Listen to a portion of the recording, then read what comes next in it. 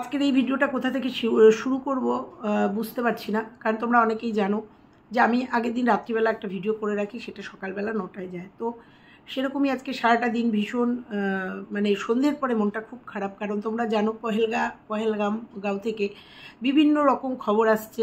হ্যাঁ, আমি গত সপ্তাহে মানে দিন 15 আগে আমি 4 এপ্রিল এখানে মানে ফিরেছি।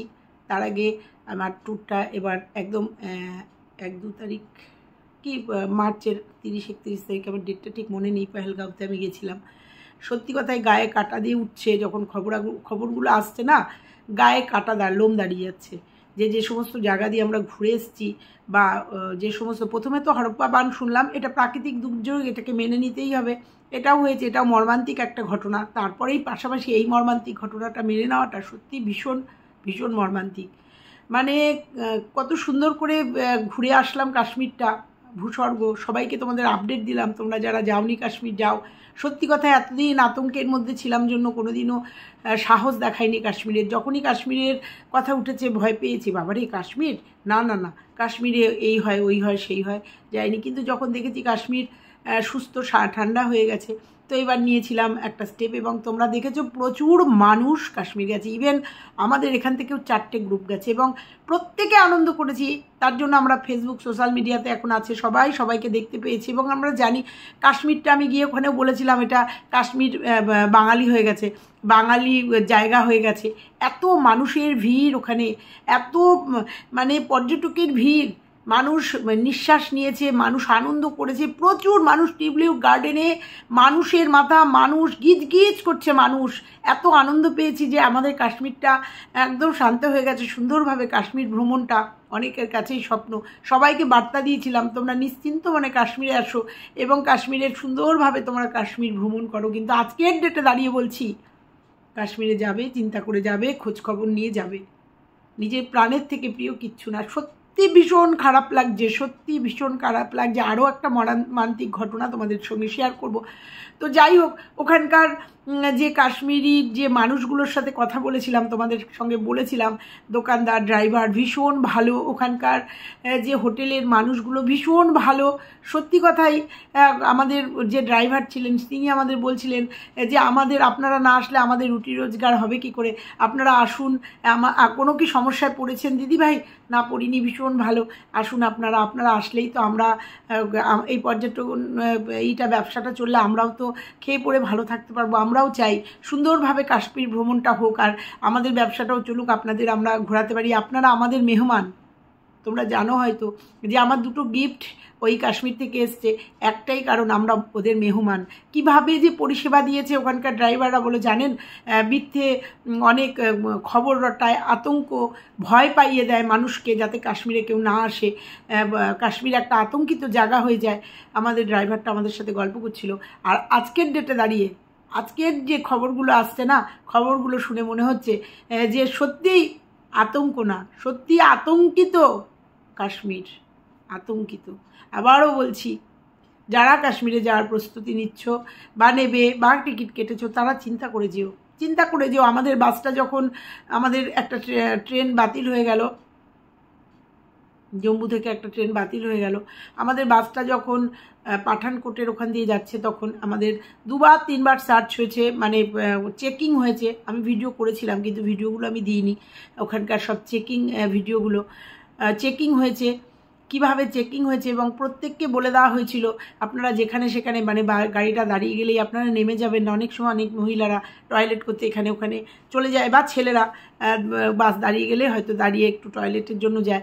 বারবার নির্দেশ দিচ্ছিল যে আপনারা এরকম যেখানে সেখানে বাস দাঁড়ালে পরে নেমে কিন্তু যেখানে সেখানে চলে যাবেন না।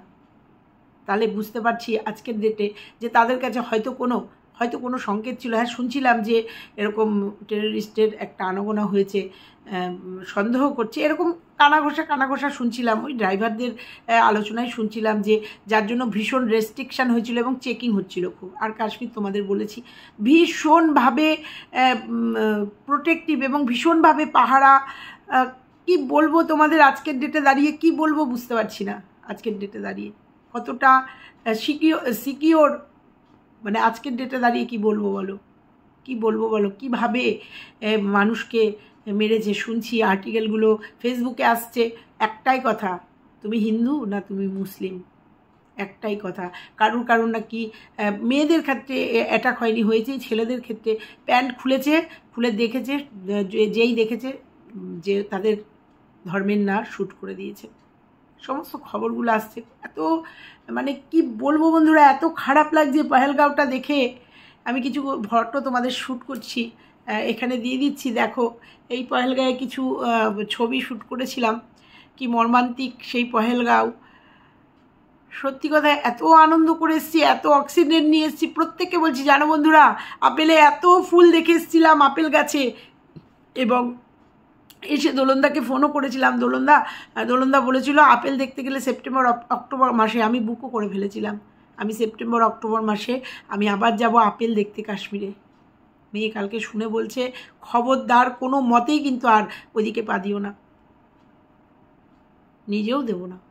আমার খুব ইচ্ছা ছিল, কারণ আমার কাশ্মীরের ভূত এখনও মাথা থেকে ছাড়েনি। আমি কাশ্মীরের খিদে আমার মেটেনি বন্ধুরা, মেটেনি। তোমরা হয়তো আমার যারা রিলস দেখছো, আমার ফেসবুকে যারা আছো তারা দেখছো, আমি ক্রমাগত রিলসগুলো ছাড়ছি। আমার প্রচুর ভিডিও করে নিয়ে এসেছি, প্রচুর রিলস করে নিয়ে এসেছি, সেগুলো টুকটুক করে ছাড়ছি, দেখছি, নিজে চালিয়ে দিয়ে দেখছি। আমার খিদে মেটেনি কাশ্মীরের। আমি বারবার ওকে বলছি যে আমি আবার কাশ্মীর যাব, আমার ভালো লাগছে না, আমার মনে হচ্ছে দৌড়ে চলে যাই। আমি মানে আনন্দ করেছি, ফুর্তি করেছি, মনে হচ্ছে আমার পেটটা ভরেনি। আর সেই কাশ্মীরের কালকে কি রূপ দেখলাম, এই পহেলগাঁও। আর পহেলগাঁওটা আমরা আমার যারা ভিডিও দেখেছো তারা দেখবে, পহেলগাঁওটা আমরা খুব টাফ জার্নি করেছিলাম। আমরা সকালবেলা পৌঁছেছি পহেলগাঁও এবং পৌঁছে গিয়ে স্নান করেই খেয়ে দিয়ে আমরা বেরিয়ে গেছিলাম। পহেলগাঁও, চন্দনবাড়ি আর একটা যেন কি বেতাব ভ্যালি, এই তিনটে ট্রিপ করার জন্য ওই রানিংয়ের মধ্যে আমরা দেখে সন্ধ্যের মধ্যে চলে এসেছিলাম। পহেলগাঁওটা আমাদের ওকে বলছি, দেখো পহেলগাঁওটা আমার ভীষণ স্বপ্নের জায়গা। ছিলাম 1-1.5 ঘন্টা ছিলাম, কিন্তু আমার মনে হয়েছিল গাঁয়ে একদিন, পহেলগাঁওতেই ছিলাম আমরা হোটেলে, কিন্তু ওখান থেকে পহেলগাঁয়ের যে ভ্যালিটা আমার মনে হয়েছিল আরও 1 ঘন্টা থাকলে ভালো হতো। কিন্তু তারা ছিল ওদের আরও 2টো চন্দনবাড়ি আর ওই বেতাব ভ্যালি ছিল জন্য তাড়াহুড়ো করে 1-1.5 ঘন্টা মতো ওখানে কাটিয়েছিলাম। কিন্তু আমার আরও অনেকটা টাইম পহেলগাঁও, এবং আমি আমার হাজব্যান্ডকে বলেওছিলাম এবার কাশ্মীর গেলে পহেলগাঁওতে কিন্তু আরও একটা দিন পুরো কাটাবো। যেটা আমরা একটা দিন, পহেলগাঁও ট্রিপটা আমাদের খুব টাফ জার্নি ছিল, আমরা সেইভাবে পহেলগাঁওটা ওই দিনের দিন ঘুরে চলে এসেছি। আর সেই পহেলগাঁওতে কালকে যেটা দেখছি, মানে কল্পনা করতে পারছি না। আমরা এখনও সুরক্ষিত না বন্ধুরা, আমরা এখনও সুরক্ষিত না।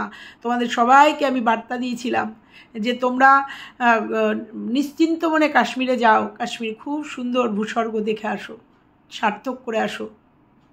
সত্যি কথাই। একজন একটা আর্টিকেল কালকে ফেসবুকে দিয়েছে, কাশ্মীরের পহেলগাঁও বৈশরণ উপত্যকায় লস্করের তৈবা এর জঙ্গি আক্রমণ, 27 জন পর্যটক প্রাণ হারিয়েছেন। 27 জন পর্যটক, তার মধ্যে 2 জন বোধহয় বিদেশিও ছিলেন এবং 1 জন কাপেল ছিল। ভাবতে পারছি না, অন্তত 50 রাউন্ড গুলি চলেছে, ধর্ম নাম জেনে নিয়ে হত্যা করা হয়েছে শুধুমাত্র হিন্দু হওয়ার জন্য। ভাবতে পারি না আজকের ডেটে দাঁড়িয়ে। গুলি মারার আগে পর্যটকদের প্যান্ট খুলে দেখা হয়েছে, অর্থাৎ হিন্দু না মুসলিম বোঝার চেষ্টা করা হয়েছে। তারা ব্রাহ্মণ না কায়স্থ, দলিত না আদিবাসী জানতেও চাওয়া হয়নি। তারা বাঙালি না বিহারি, গুজরাটি না মারোয়ারি জানতে চাওয়া হয়নি। গুলি করার আগে শুধু জানতে চাওয়া হয়েছিল আপনি হিন্দু। নিরীহ মানুষের প্রাণ ও কতদিন এইভাবে যাবে জানি না। এই নারকীয় হিংস্র ঘটনাকে ধিক্কার আমিও জানাই। যারা সদ্য বিবাহিত নারী তারা স্বামীকে হারালো শুধুমাত্র হিন্দু হওয়ার কারণে। ভূস্বর্গ আজ নরপিশাচের স্বর্গে পরিণত হয়েছে। এটা জাস্ট একটা আর্টিকেল আমি পড়লাম, একজনের লেখা। আমি এখানে ধর্মর ভেদাভেদ বা হিন্দু মুসলিমের কোনো ভেদাভেদের কথা এখানে বলছি না, একটা আর্টিকেল তাই পড়লাম, যেটা একটার পর একটা কালকে সোশ্যাল মিডিয়াতে ভাসছে। সত্যি ভীষণ মর্মাহত। খুব আনন্দ পেয়েছিলাম এবার কাশ্মীরকে দেখে, এবার কাশ্মীরের অত লোক দেখে, মানুষের ভিড়। আমার ভিডিওগুলো দেখলে যারা দেখোনি দেখে নিও, মানুষের ভিড়, বৈষ্ণব দেবীতে মানুষের ভিড় সেজে উঠেছিল কাশ্মীর। এখন কাশ্মীরে যারা যাবে, আজকে আপডেট আসছে সোশ্যাল মিডিয়াতে, যারা কাশ্মীরে যাবেন চিন্তা করে যাবেন, খোঁজ খবর নিয়ে যাবেন। সবথেকে বড় কথা বন্ধুরা, আমার 2 ননদ, আমার বড় মামা শ্বশুরের 2 মেয়ে কাশ্মীরে পেহেলগাঁওতে রয়েছে,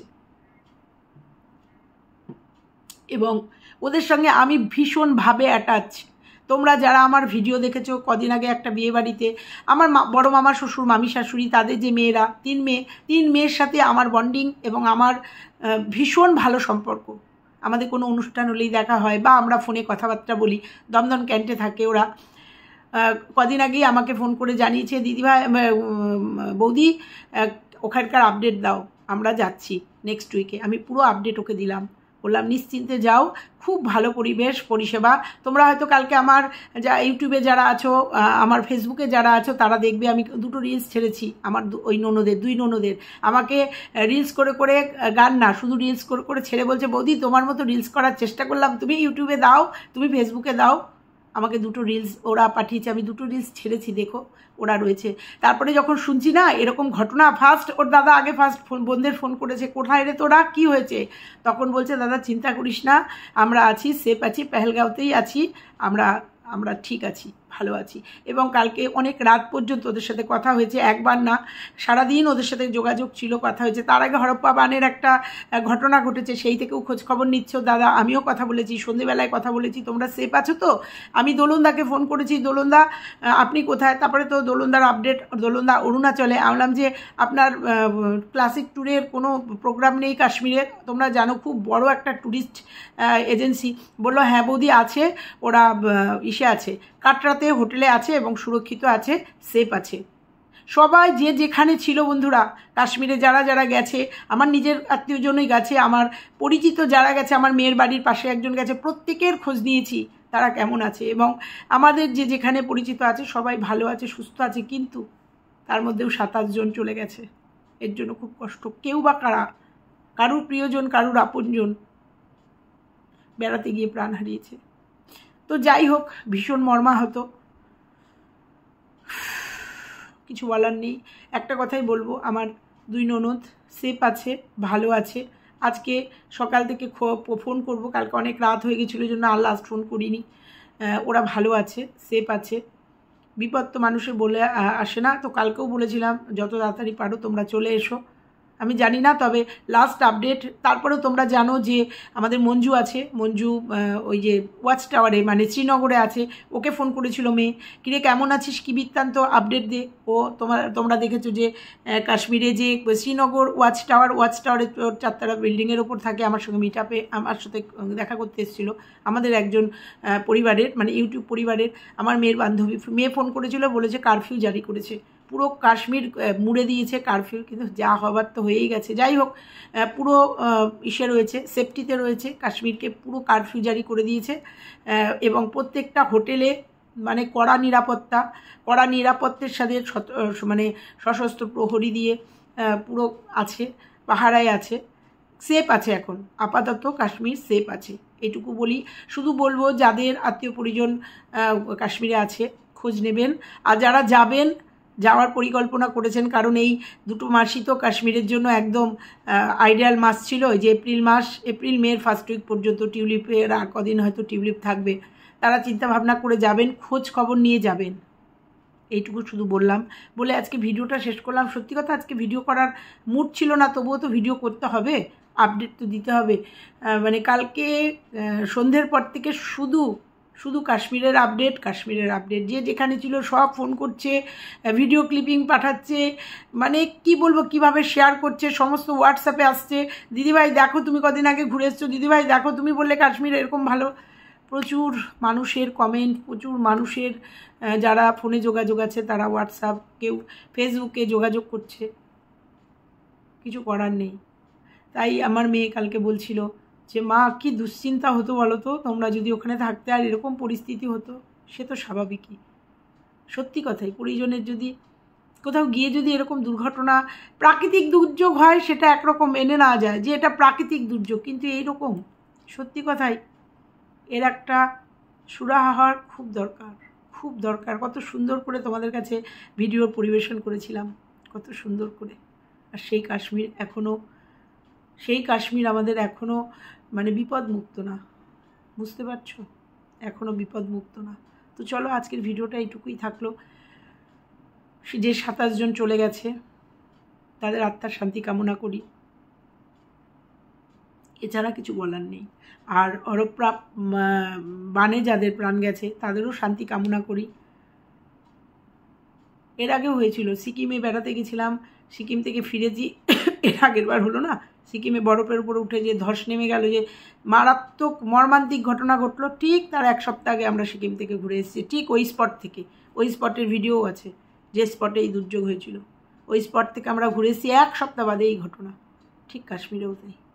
সত্যি কথাই, এখন কোথাও বেড়াতে গেলে চিন্তা করতে হয় সত্যি সেই আনন্দটা কোথায় যেন। বিশ্বাস করো বন্ধুরা, আমি সেপ্টেম্বরে কাশ্মীরে যাব, একদম ড্যাম শিওর, মোটামুটি পরিকল্পনা করে ফেলেছি। আমি আন্দামানে যাব, ক্যান্সেল করেছি, আমি কাশ্মীরে আপেল দেখতে যাব। কিন্তু এখন আজকের দিনে আমি যেতে চাইলে আমার পরিবারের কেউ যেতে দেবে না আমাকে, কেউ না, বিশেষ করে মেয়ে, আমার দিদিরা, আমার আত্মীয় স্বজন, কেউ যেতে দেবে না বন্ধুরা, জানি না। চলো আজকে এইটুকুই আপডেট থাকলো। চলো আর একটা ভিডিওর সঙ্গে খুব তাড়াতাড়ি আসছি, ততক্ষণের জন্য সবাই ভালো থেকো, সুস্থ থেকো, টাটা।